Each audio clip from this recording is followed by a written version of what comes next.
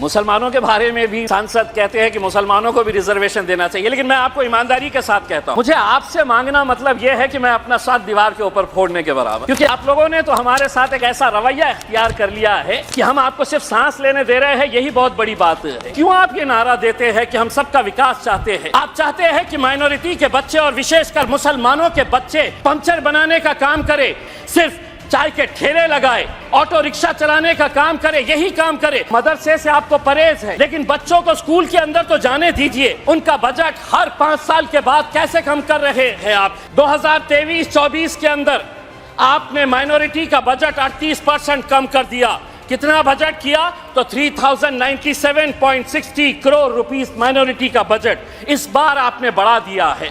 लेकिन हम आपसे पूछना चाहते हैं कि पिछले साल का जो बजट था उसके अंदर खर्च कितना किया गया है, ये आंकड़े भी आप दिखाया करिएगा, क्योंकि बजट अनाउंस तो किया जाता है लेकिन खर्च नहीं किया जाता है। आप मदरसों का बजट घटा दिए हैं जी। राणे साहब, जिस्म का एक हिस्सा अगर कमजोर हो गया तो वो ताकतवर जिस्म नहीं कहलाता है, वो अपाहिज हो जाता है, वो हैंडीकैप हो जाता है। इस देश को तरक्की करना है तो आपको ये मानकर चलना पड़ेगा कि मुसलमान भी इस देश का एक बहुत बड़ा हिस्सा है, उसके साथ भी इंसाफ होना चाहिए। प्रधानमंत्री हर एक के बारे में बात करेंगे, 140 करोड़ जनता मेरे पीछे कैसा है ये बताएंगे, लेकिन अडानी का नाम नहीं लेंगे। कहीं ऐसा ना हो जाए कि उस एक शख्स के चक्कर में 140 करोड़ जनता तुम्हारी हाथ से निकल जाए और आप लोग बस सड़क के ऊपर तालियों के लिए। औरंगाबाद जिले के अंदर 1600 ऐसे स्कूल्स हैं जिनके सर के ऊपर बच्चों के क्लासरूम्स के अंदर पक्की छत नहीं है, टीन के शेड के नीचे ये 1600 बच्चे तालीम हासिल कर रहे हैं। उनका कसूर सिर्फ इतना है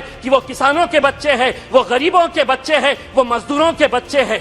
आप बनाइए नए स्कूल्स, लेकिन आपके पास 1 साल बचा हुआ है, यह अहद करिएगा, प्रधानमंत्री जी को कहिएगा कि पीएम श्री नहीं, उन पूरे स्कूल को हम पीएम महाश्री नाम देंगे अगर 1 साल के अंदर ये 1600 औरंगाबाद जिले के स्कूल्स को अगर आप बदलते हैं तो।